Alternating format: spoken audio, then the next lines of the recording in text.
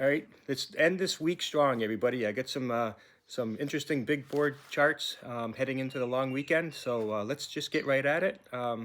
In reference to anybody looking at these videos for the first time, I used the yearly chart, reference the 20, the 50, and the 200-day moving average. So let's get to the good stuff. KEEL 464. This one's been a nice steady mover. It's been riding the 20-day moving average like a champ. It's, it has slight pullbacks, to test it, and then just keeps surging higher and surging higher. This one I feel pretty strongly we're going to see $5, near term. I don't know when. It's just my opinion. I'm not a financial advisor, so take it for what it's worth. But this one just has that nice steady feel to it, and there's a lot of buying pressure. So I like this one a lot going into next week. RXT. $4.33. After a strong move, it's had a pullback and it tests the 20-day moving average. If it holds, it could, really have a strong push off and start moving its way back up.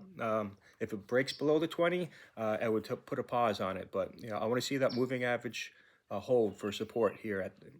So let's tread lightly. But if you start to see it push off, I'd be jumping on board if it was me. I know that.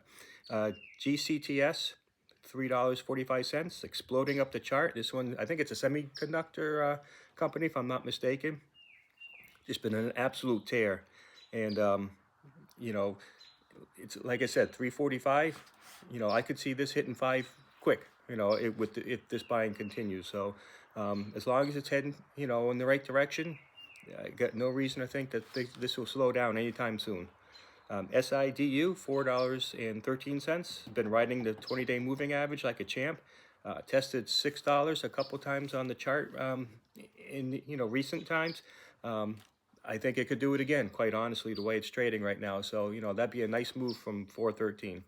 I'm not saying it's going to test $6. Don't get me wrong, but it has a history of that in the chart, and that's why we read charts, because you could tell where it's been, and a lot of times you can see where it's going. So HCWB is the next one, $2.58 a share. It's been a strong mover from below $1. I wish I saw it back then, but I didn't.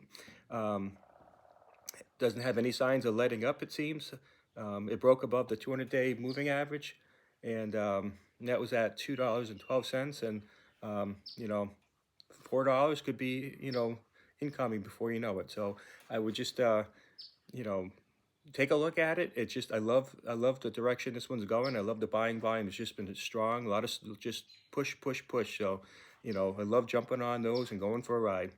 LAC is another one, $4.99 a share. Pull back to test the 50-day moving average, which is healthy.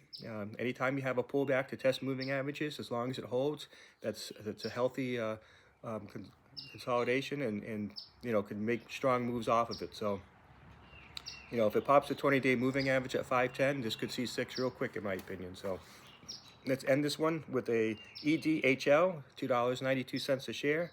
It was a strong mover yesterday. I want to see it hold the 50-day at 280. That's the support line for me. A break below it, I take a pause.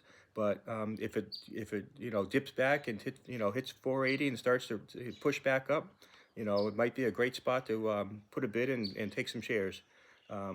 So it's got plenty of upside. The 200-day moving average is up around $7.50 a share. There's no way I'm saying that's going there anytime soon. I don't know, but they do make runs once they break above moving averages like this one did yesterday. So take a look at it. I appreciate everybody looking at these videos. Check out some of the past ones. I've had some great runs of late. So have a great trading day, everybody, and have a great long weekend.